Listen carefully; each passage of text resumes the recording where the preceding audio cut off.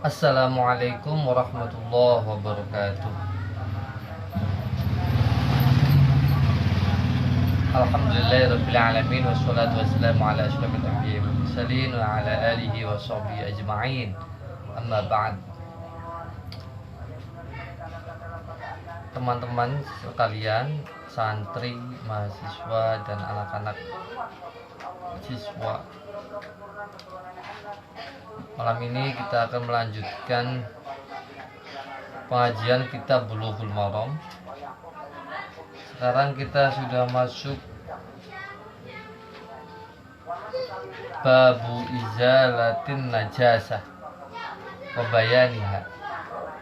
Masih dalam kitab Thaharah, bab yang ketiga dari kitab Thaharah, yaitu izalatun najasah wa bayaniha.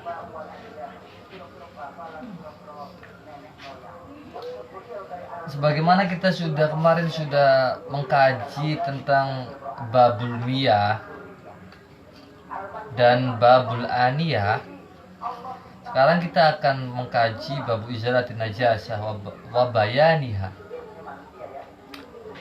Bismillahirrahmanirrahim. Silakan yang kitab sama seperti kitab saya, halaman 7 dibuka, hadis yang ke-27. Masuk ke hadis ke-27.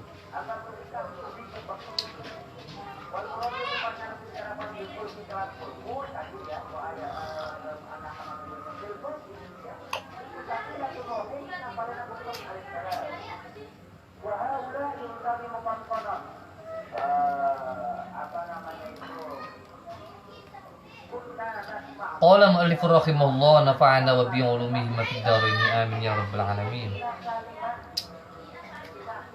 Bab izalatin najasati utawi bab min ba'di kitab Thaharah. Iku izalatun najasati bab hilangaken najis. Bagaimana cara menghilangkan najis? Wa bayaniha lan jelasaken piro-piro najis, an-najasa.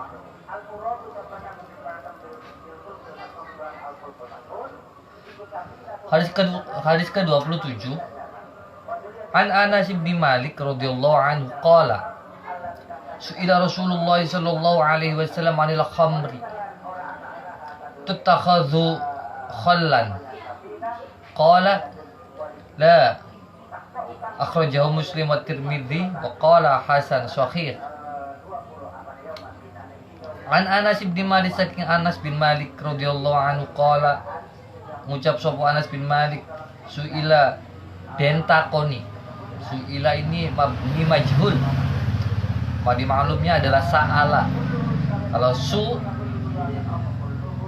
dumma awwaluhu wa kusiro ma qabla akhirih, itu mabni majhul. Kalau kita belajar nahwu sorof itu ada di situ ya. Suila den takoni sapa Rasulullah, Kanjeng Nabi Muhammad sallallahu alaihi wasallam. Kanjeng Nabi mendapat pertanyaan anil khamri, saking masalah khamr, masalah miras. Tutakhadhu kang den dadeaken khallan ing cuka. Jadi Kanjeng Nabi ditanya tentang khamr, apakah bisa dijadikan sebagai cuka. Qala, maka jawab sapa Kanjeng Nabi, sapa Rasulullah, la, jangan, tidak. La, tidak boleh. Khamr dijadikan cuka, tidak boleh. Makanya kalau ada yang beralasan bolehlah minum arak untuk sekedar merefresh tubuh, untuk sekedar merefresh otak, untuk sekedar menjadi obat. Jelas karena haramnya khamr, miras itu sudah dihukumi qat'i, Kalau sudah qat'i sudah tidak bisa lagi dengan alasan-alasan yang dijadikan obat. Kullu da'in dawaun. Setiap penyakit ada obatnya. Dan itu menjadikan sabda Kanjeng Nabi bahwa segala penyakit itu ada obatnya. Bukan berarti yang menjadi obatnya itu salah satu yang sudah diharamkan oleh agama, oleh Islam. Dijadikan cuka saja tidak boleh, apalagi untuk dijadikan obat. Ya, inilah qala lah. Jadi menjadi patokan bagi kita, apapun racikannya, apapun fungsinya, apapun dari khasiatnya, apapun tujuannya, dari khomer, dari arak itu jelas lah tidak boleh. Jangan pernah menjadikan miras sebagai sebuah cairan yang masuk ke dalam tubuh kita. Masya Allah, naudzubillah min dzalik ya. Sampai sekarang saya jangan sampai sekarang dan sampai akhir hayat, insya Allah kita semua berjanji untuk tidak akan meminum khamar. Akhrajahu sing ngetuaken sapa yang kadi sapa Muslim Imam Tirmidzi wa qala lan ngendika sapa At-Tirmidzi, Imam At-Tirmidzi, hasanun sahihun, hadis ini sahih dan hasan. Perhatikan ya, anak-anak muda zaman sekarang, anak-anak kecil sudah berani nongkrong-nongkrong yang di tengah-tengahnya diiming-iming dengan arak, miras.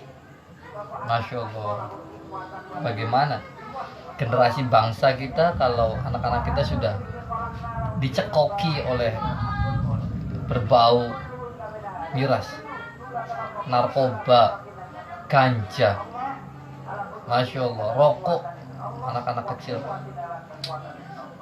Ini jangan pernah menyalahkan siapapun ya. Jangan pernah menyalahkan siapapun, salahkan diri kita bagaimana kita mendidik mereka.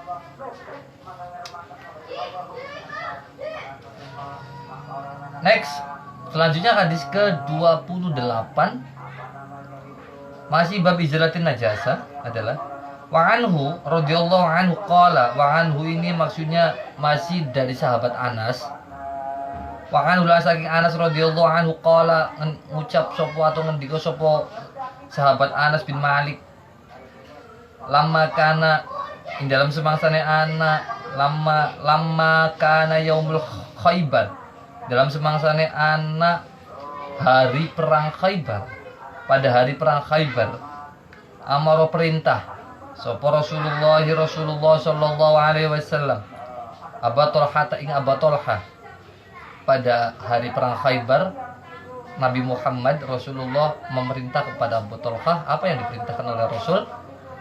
Panada, maka berseru sapa Kanjeng Nabi, Innallaha setune Gusti Allah wa rasulahu lan utusane Gusti Allah iku yanhaya nyegah sapa Allah wa rasul. Ya, yanha asalnya di belakangnya menggunakan alif layinah. Cuman kalau kita sudah merujuk kepada makna tasniyah, maka ya itu diganti dengan alif. Ini kalau kita ketemukan boleh ada di kitab Jurmiyah juga ada, atau kalau kita pengen mengotak-ngatik lafaznya bisa kalian membaca kitab Qawaidul I'lal.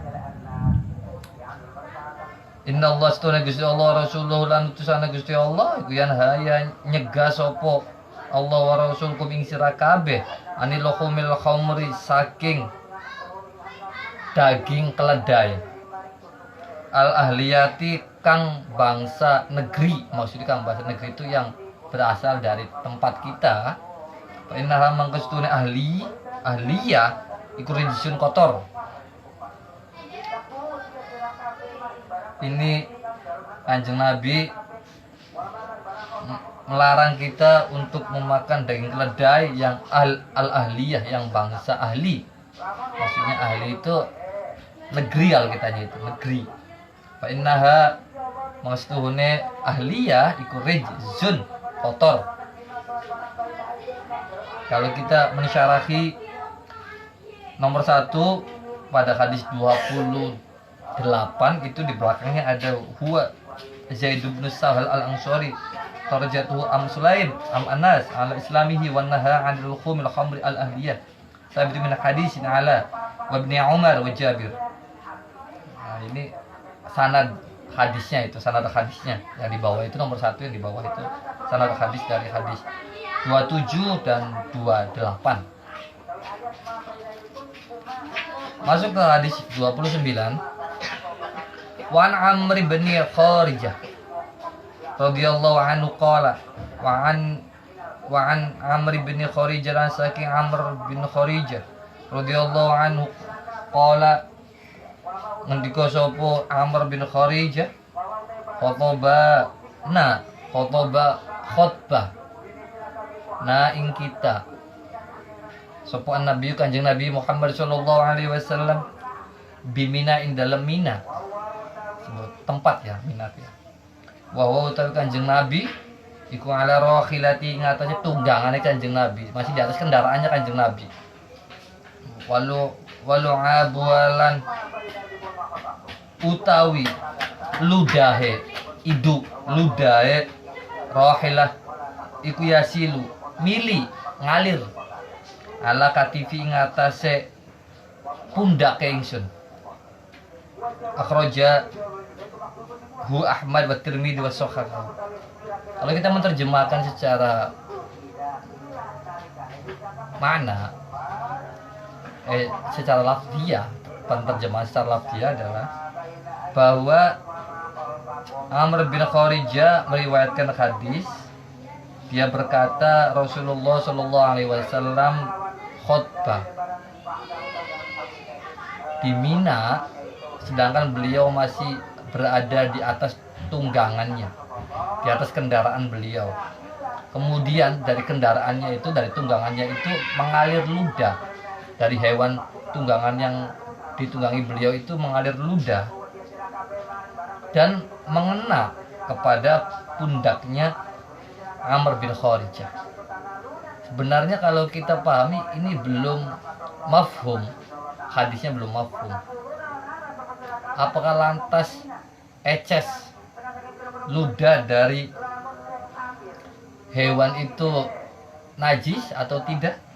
Nah, ini kita dihubungkan dengan hadis yang ke-30. Wa ana Aisyah radhiyallahu anha qalat, wa ana Aisyah lan saking Aisyah iku qalat ngendika sapa Aisyah, kana ana sapa Rasulullah sallallahu alaihi wasallam iku yagsilu mbasuh sapa Kanjeng Nabi almaniyya ing pakaian bekas mani. Jadi kita kalau menerjemahkan, kalau mengartikan secara bahasa, jangan yagsilu membasuh sapa Kanjeng Nabi almaniyya ing mani. Mani kok dibasuh, mani kan cair, dibasuh sehingga bisa. Makanya kita boleh menambahkan keterangan mana almaniyya ing pakaian bekas mani gitu. Air mani maksudnya.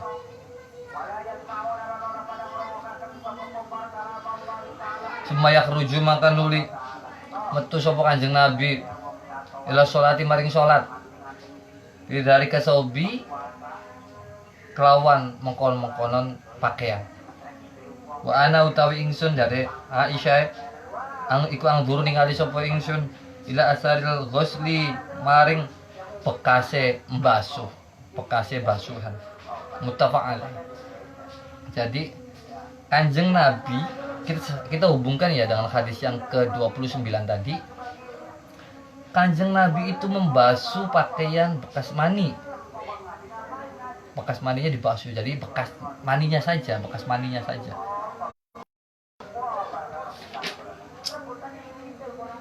Boleh kita sambungkan lagi nih, kayaknya hadis ke 31, 32 ini masih berhubungan ini. Kita maknai dulu aja. maknai dulu aja hadis ke-31-nya. Wali Muslim lan kadua Imam Muslim laqad kuntu yaktine teman-teman ana sapa ingsun iku afruku gosok sapa ingsun hu ing bekas mani mau ini saubi Rasulillahi saking pakaiannya Kanjeng Nabi Muhammad sallallahu alaihi wasallam farkan kelawan gosok temenan kelawan bener-bener gosok menghilangkan Faisali mangka sholat sopo Kanjeng Nabi fihi kelawan saubu mani maksudnya bekas mani tadi. Yang ke-33 hadis yang ke-32 ya maksudnya.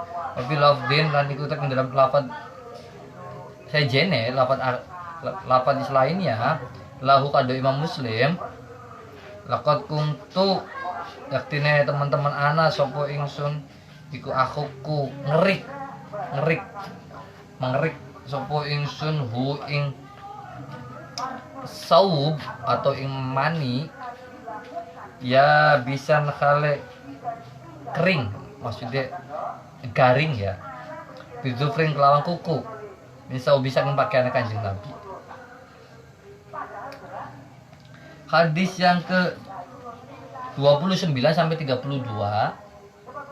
ini jangan sampai kita salah kaprah memaknai mani.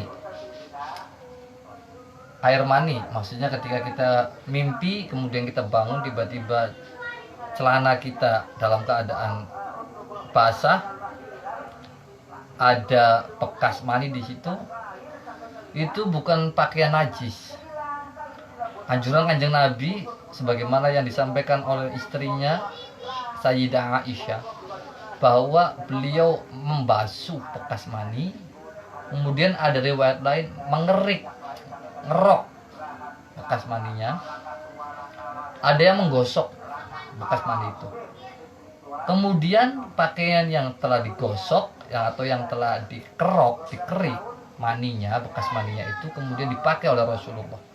Jadi di sini kita paham bahwa mani bukanlah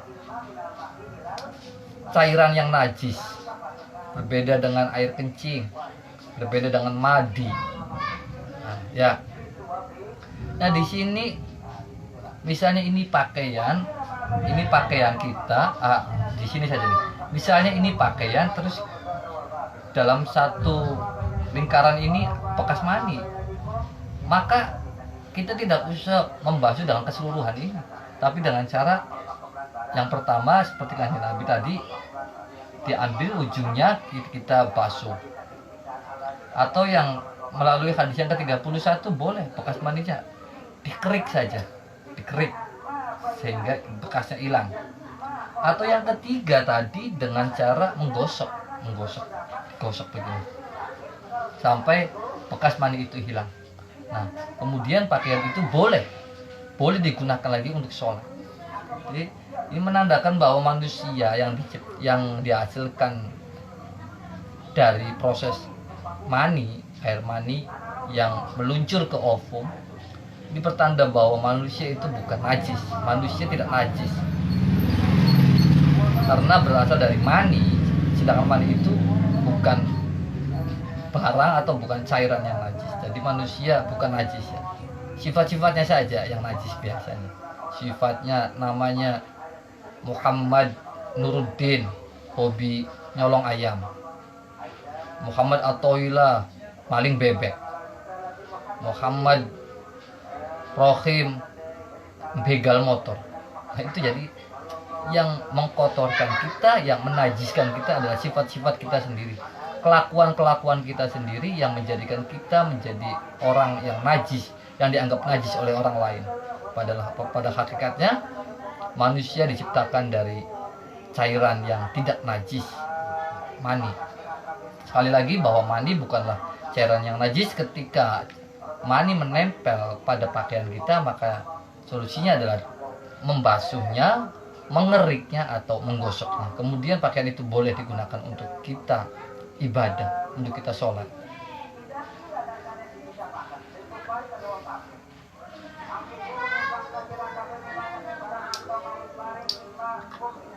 saya selalu mengingatkan kepada keluarga saya, khususnya kepada mahasiswa-mahasiswa, kepada santri, kepada murid, pada diri saya sendiri.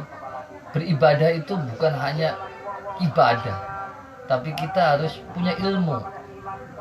Membaca Quran, kalau kita membacanya saja ya hanya tanpa ilmu, memang ya baik, cuman ya alangkah lebih baiknya. Kita pernah mendengar sebuah cerita ketika iblis hendak menggoda orang yang sholat di masjid. Tiba-tiba si iblis itu balik lagi. Kemudian ditanya oleh temannya iblis itu, "Loh, kenapa kamu balik lagi, iblis?" Iblis yang mau menggoda itu menjawab, "Di pojokan masjid itu ada orang yang tidur. Saya nggak berani." "Loh, kenapa kamu lebih takut kepada orang yang tidur daripada kamu akan menggoda orang yang sholat?" Iblis itu menjawab, "Sesungguhnya orang yang tidur itu orang alim, orang yang pandai agama, orang yang mempunyai ilmu ketika beribadah. Sedangkan orang yang sholat itu, sholatnya saja itu, ilmunya tidak punya dia. Apa yang dibacanya dia tidak tahu. Pikirannya sudah ada di pasar, di mana-mana. Sedangkan orang yang tidur itu adalah dia, orang yang berilmu. Ibadahnya kepada Allah dengan ilmu, bukan dengan rasa bisa, bukan dengan merasa bisa, padahal ilmunya tidak ada." Ini sangat fatal ini. Imam-imam masjid, imam-imam musola yang bacaan Al-Qur'annya semeraut karena usianya saja, faktor usia. Nah, padahal kalau kita menilai dari ilmu-ilmu fikih bahwa persyaratan menjadi imam itu sangat ketat, imam sholat itu sangat ketat. Kalau ada 3 orang yang pintar, maka cari yang lebih pintar. Kalau ada 3 orang yang fasik, maka cari yang lebih fasik. Kalau ada 3 orang yang bacaannya benar, cari yang bacaannya lebih benar. Jadi tingkatan jadi imam itu harus benar-benar menguasai ilmu, ada ilmunya. Ketika ditanya inna a'tainakal kautsar, inna, kenapa dibaca inna? Bacaan apa sih? Lo nggak tahu, ya kan malu. Ilmunya tidak punya, tapi karena dia belajar saja, dia merasa benar kalau yang dibaca itu benar, tapi dengan alasan tidak tahu argumennya, tidak tahu ilmunya. Ini makanya yang disukai iblis adalah beragama tanpa ilmu, beribadah tanpa ilmu adalah hobi iblis untuk menggodanya.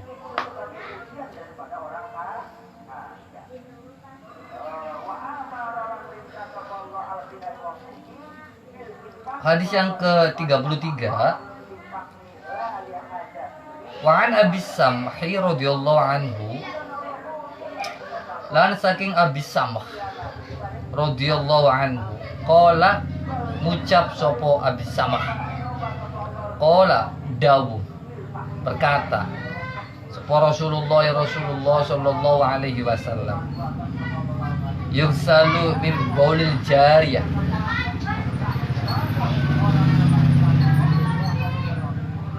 yughsalu min baulil jariyah wa yurashu min baulil gulam, akhrajahu Abu Dawud. Nah, ini terutama bagi ibu-ibu, bapak-bapak yang punya anak kecil, yang punya bayi. Perhatikan, atau mahasiswa-mahasiswa yang sudah nikah, yang punya anak kecil, yang punya bayi, perhatikan nih hadis yang ke-33 ini dari Bulughul Maram. Qala, Kanjeng Nabi berkata, yughsalu min baulil jariyah, yughsalu, den basuh, dibasuh, bukan membasuh. Kalau membasuh pakainya yagsilu, kalau yugsalu ini adalah mabni majhul lagi, menggunakan katanya dibasuh min baulil jariyati, saking uyuwe bayi wadon, bayi perempuan wa yurashulan diperciki mim baulil gulami saking uyuwe bayi lanang. Metode membasuh air kencingnya bayi laki-laki dan air kencingnya bayi perempuan itu berbeda. Kita harus benar-benar tahu hukum najis. Najis itu bahaya. Kita sholat membawa najis, ya sholatnya tidak sah. Air kencingnya perempuan itu yugsal, dibasuh, bukan menggunakan yamsah, diusap ataupun yurosh, diperciki, tidak. Tapi ketika air kencing posisinya ada di sini misalnya ya, air kencingnya perempuan biasanya ompol, maka biasanya yang saya lakukan itu adalah mengelapnya dulu sampai kering, kemudian saya menyiramkan air. Nah, menyiramkan itu identik dengan membasuh. Misalnya kalian wudu, ada istilah ghuslul wajhi wa ghuslul yadain wa ghuslul rijlain. Ghuslun itu membasuh, bukan mengusap. Ghuslun membasuh, makanya kita membasuh tangan, mengalirkan air ke dalam tangan. Kaki kita siram kakinya. Tapi kalau mashul wajhi, nah sebagiannya wajah nih, mashul wajhi, mashul udunaini, enggak, bukan airnya di gini-gini, tapi tangan kita masukkan ke dalam air, kita usapkan di sini, namanya mashul. Makanya kita banyak yang salah, kenapa menggunakan ghuslun, ada yang menggunakan mashul. Kalau ini yughsalu min baulil jariyah, air kencingnya anak perempuan, bayi perempuan itu yugsal, dicuci, dibasuh, disiramkan air, bukan dipercik. Tapi wa yurashu min baulil gulam, bayi laki-lakinya cukup diperciki saja. Misalnya ini ya, ada air, ada ompolnya bayi laki-laki, kita ambil lap, nah, kemudian kita perciki air saja, itu sudah suci. Nah, ini ilmu kita dalam mendidik anak, dalam beribadah itu begini, rada rumit memang. Punya ilmu kita itu, jangan asal mencuci ompolnya anak seenaknya, sehingga ompolnya kemana-mana, ketika orang lewat menginjak bekas ompol itu, najisnya dibawa kemana-mana, itu fatal. Makanya kenapa kita harus beragama dengan ilmu? Ya ini fungsinya adalah menjaga keutuhan Islam, merawat keurgenan Islam, merawat kesakralan Islam dari sisi kebersihan, menjaga najis, kesucian. Hadis yang ke-34, Wan Asma binti Abi Bakr radhiyallahu anhuma anna Nabiy sallallahu alaihi wasallam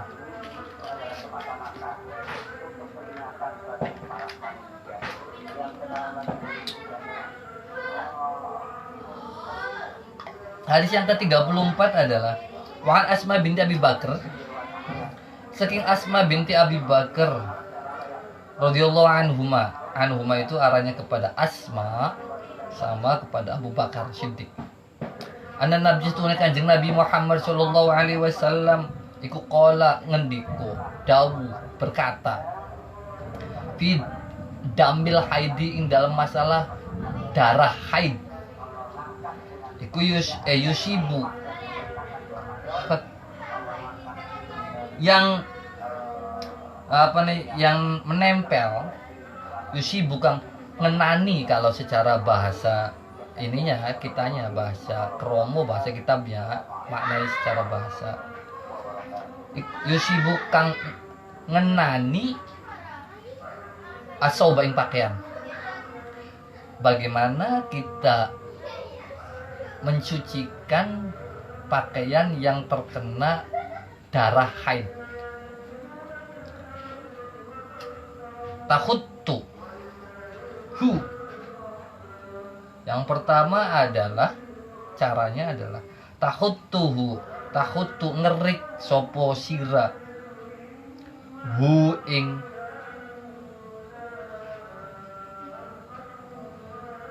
pakaian mau, maksudnya bekas darah haid. Summa takrusu maka nuli gosok sopo sira hu ing saub bil ma'i kelawan banyu. Summa tangdohu maka nuli nyiram sopo sira hu ing saub mau. Summa tusolli maka nuli salat sopo sira fihi kelawan saub. Nah ini kita santai aja ya ngajinya ya. Jadi pakaian yang terkena darah haid, cara mencucikannya adalah yang pertama ngerik dulu, kering. Darah itu ketika kering itu menggumpal sebenarnya, kita bisa mengeriknya. Itu satu. Yang kedua adalah menggosoknya. Misalnya ada di sini, kita gosok. Bilma'i dengan air. Bukan tanpa air, beda dengan mani tadi ya, berbeda dengan mani. Kalau ini sih mengkerik, menggosok bilma'i dengan air, beda dengan air. Ini bekas darah haid, kita kerik dulu bekas darahnya, kemudian kita gosok, maksudnya gosoknya dengan air, kita siramkan airnya sedikit, kita gosok. Sumatang kuduhu. Kemudian ketika kita sudah selesai menggosok, kita siramkan air, maka pakaian itu sudah menjadi suci. Ini adalah 3 metode yang ditawarkan oleh Nabi untuk mensucikan pakaian yang terkena darah haid. Mengerikkan dulu, menggosok dengan air, kemudian menyiramkan air, baru pakaian itu menjadi suci. Ya sebenarnya kalau kita secara umum di sini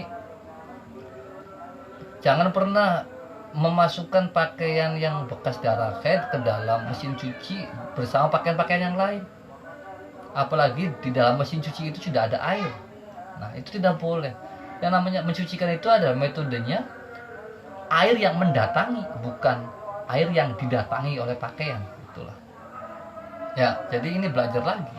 Mencucikan pakaian yang terkena najis seperti darah haid ini adalah memisahkannya dulu dengan pakaian-pakaian yang lain. Kalian kerik dulu, kalian sucikan dulu, baru kalian summa tangkudu, menyiramkan alias membilas, kita membilas dengan air. Baru pakaian itu summa tusalli fi, boleh kamu sholat dengan menggunakan pakaian itu. Muttafaq alaih. Ini hadis yang ke-35, ini hadis terakhir dari bab izalatun najasah ya. Jadi kita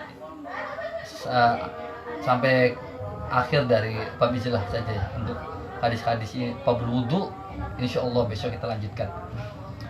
Hadis yang ke-35 alias hadis yang terakhir dari bab izalatun najasah adalah wa an Abi Hurairah lan saking Abu Hurairah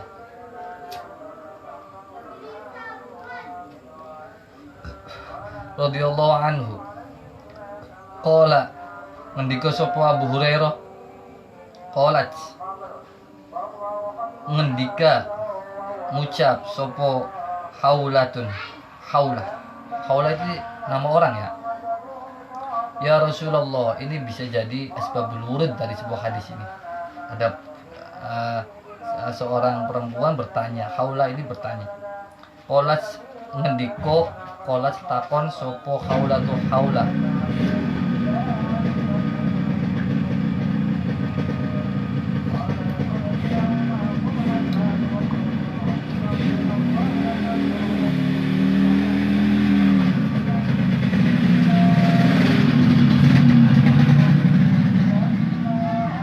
Qalat ngendika sapa Haulatun Haulah, ya Rasulullah.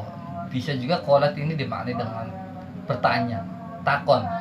Qalat takon sapa Haulatun Haulah, ya Rasulullah, he Kanjeng Nabi Muhammad sallallahu alaihi wasallam, fa illam yadhhab dam, fa illam yadhhab maka lamun ora ilang opo adamu, getih maukah, getih haid tadi, Qala maka jawab sapa Kanjeng Nabi, yakfi nyukupi sira yak wadon, cukupkanlah bagimu opo alma banyu, wala yadurruk lan ora apa-apa orang bahayani ing sira wadon opo asaruhu bekase saum. Jadi ketika, nah ini ilmu baru untuk masalah yang tadi haid. Ketika pakaian kita terkena darah haid, kita sudah mencucinya, sudah mengeriknya, sudah membasuhnya, tapi fa'illam yadhabud dam, tidak hilang bekas darahnya itu, maka Kanjeng Nabi tidak repot. Yakfika bil ma, cukupkan saja dengan air lah, siramkan saja dengan air. Wala yadurruka sauba, sesungguhnya bekas dari darah itu tidak mengapa.